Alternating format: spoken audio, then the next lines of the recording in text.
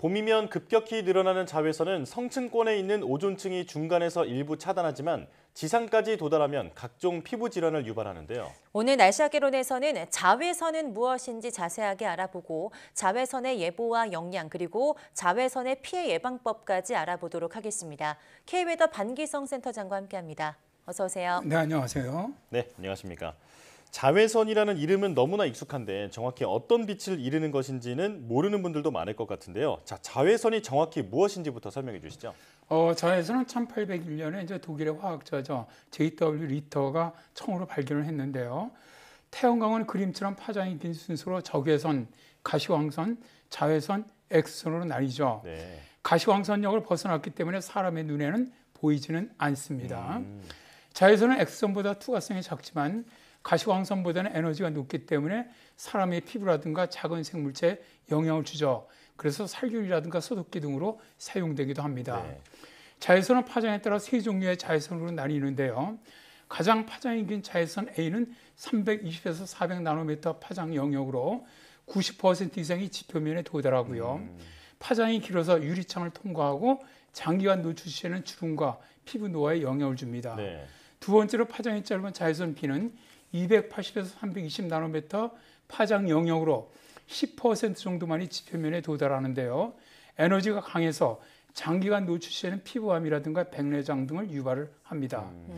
그러나 이제 체내에 필요한 비타민 D를 합성해 주면서 건강에 도움을 주는 자외선이기도 하죠. 네. 파장이 가장 짧고 위험한 자외선 C는 성층권의 오존층에서 다 차단해 주기 때문에 지표면에 도달하지는 않습니다. 네, 그런데 이 자외선 여름에 가장 강할 것 같은데 봄철이 되면 자외선 더 조심해라 이런 말이 있잖아요. 그게 정말 과학적으로 맞는 말일까요?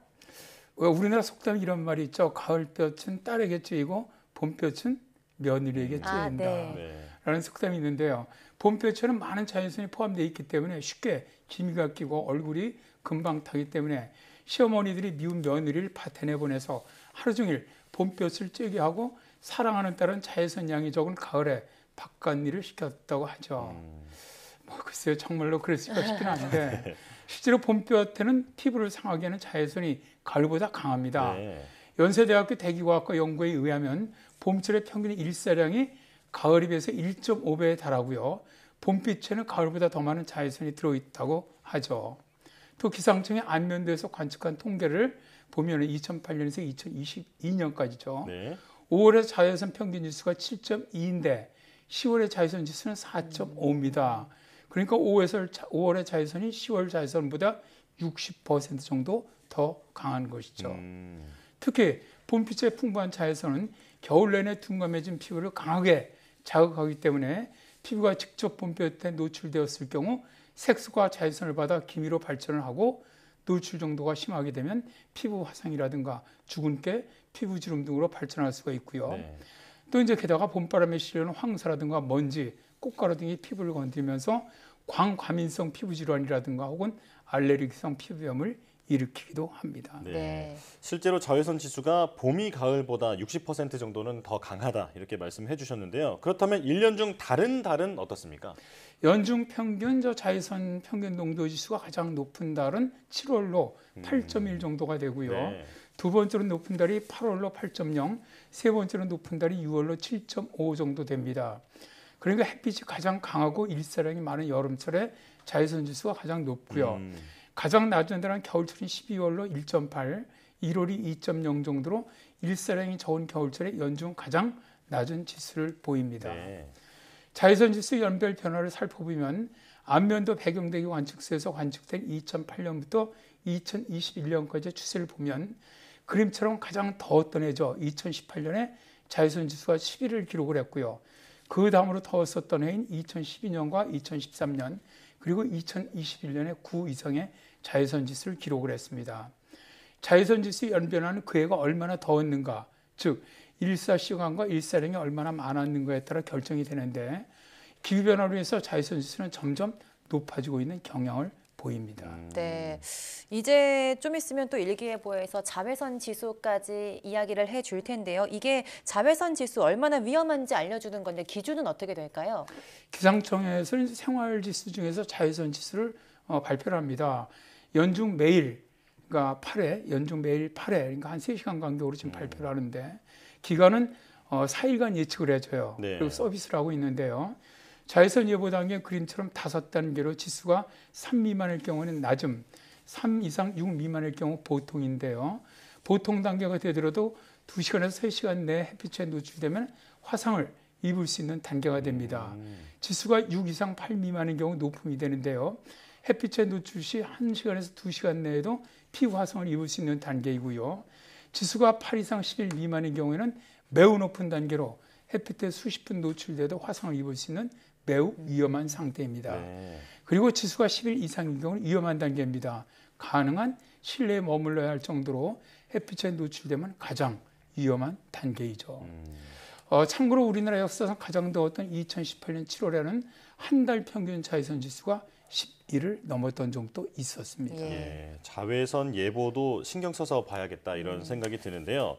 자, 그리고 앞서 자외선 지수가 높을 경우에 기미 주근깨라든지 백내장 같은 그런 건강 질환이 우려가 된다 말씀해 주셨는데 구체적으로 어떤 건강 위험이 있는 겁니까? 자외선은 이제 하루 중 정오를 기준해서 앞뒤 그 합해서 2시간 이 시간에 하루에 자외선의 60%가 내리쬐입니다. 네. 그리고 자외선은 도시보다는 시골이 내륙보다는 해안이 고도가 높은 곳일수록 그 강도가 강하다는 특징이 있죠. 네.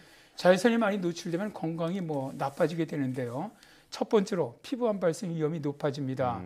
자외선 비는 피부암 발생 원인이 되는 것으로 알려져 있고요. 두 번째로는 피부 건강에 영향을 주는데요. 자외선에 노출되면 피부가 건조하고 모공이 커지면서 주름이 생기게 됩니다. 네. 세 번째로 안구 건강에 영향을 줍니다. 눈은 햇빛을 받으면서 많은 노출을 받기 때문에 눈도 피부와 마찬가지로 자외선을 인해서 손상을 입을 수 있다는 것이고요. 네 번째가 멜라닌 생성이 증가하죠. 이로 인해서 피부가 검어지게 되고 피부암 발생 위험이 높아집니다. 네. 다섯 번째가 자외선은 우리 몸의 면역력을 저하시키면서 봄철에 감기 등의 감염병에 쉽게 걸리도록 만듭니다. 여섯 번째, 자외선은 피부를 노화시키는 것으로도 알려져 있습니다. 네. 네, 자외선이 정말 신체에 나쁜 것 같은데 이제 기후 변화가 심해지면서 일사량도 많아지고 일사 시간도 많아져서 자외선이 굉장히 많이 쬐게 될 것 같은데요. 그럴 때 우리는 어떻게 대응하는 게 좋을까요? 일단 저 자외선이 가장 강해지는 정오, 그래서 앞뒤 1시간, 1시간, 2시간이죠. 이 시간에 가급적 외출하지 않는 것이 좋고요. 네. 그리고 외출할 때는 반드시 모자와 선글라스를 챙겨주시고요. 노출된 피부가 적도록 긴 옷을 입어주는 것이 좋습니다. 가장 중요한 것이 자외선 차단제를 사용하는 건데요. 예. 차단제는 햇빛 쬐는 날뿐만 아니라 흐린 날에도 자외선 차단제를 사용해 주는 것이 좋습니다. 기상청 연구소에 따르면 맑은 날과 흐린 날 자외선 강도를 분석해 보니까 얇은 구름층이나 부분적인 구름이 있는 날에 오히려 자외선 값이 맑은 날보다 높아지는 것으로 나타났다라고 밝힌 바가 있고요. 네. 또 기상청에 따르면 옅은 구름의 경우 자외선 투과율이 80%에 달합니다. 특히 자외선 A는 파장이 아주 길고 투과성이 높기 때문에 흐리거나 비 오는 날에도 조심해야 한다고 말하는데요. 그리고 자외선 차단제 때문에 혹시 피부에서 비타민 D가 충분히 생성되지 않지 않느냐 걱정하시는 분들이 계시는데요. 네. 영국 피부과 저널에 게재된 2019년 베타 분석에 따르면 대부분의 연구는 자외선 차단제 사용이 신체의 비타민 D 농도에 거의 또는 전혀 영향을 미치지 않는다고 합니다. 그리고 자외선 차단제 사용은 차단제 효과가 떨어진 3시간에서 4시간마다 덧발라주어서 효과를 지속시켜주는 것이 좋습니다. 그리고 이제 차단제를 바르더라도 사실상 이 자외선을 다 막을 수는 없거든요. 네. 이거 외출하신 다음에는 반드시 몸을 깨끗이 씻고 비타민을 섭취를 하시고 물을 충분히 마시고 휴식을 취하면 자외선으로 손상받은 피부를 회복시킬 수 있다. 꼭 알아두시면 좋겠네요. 네. 네.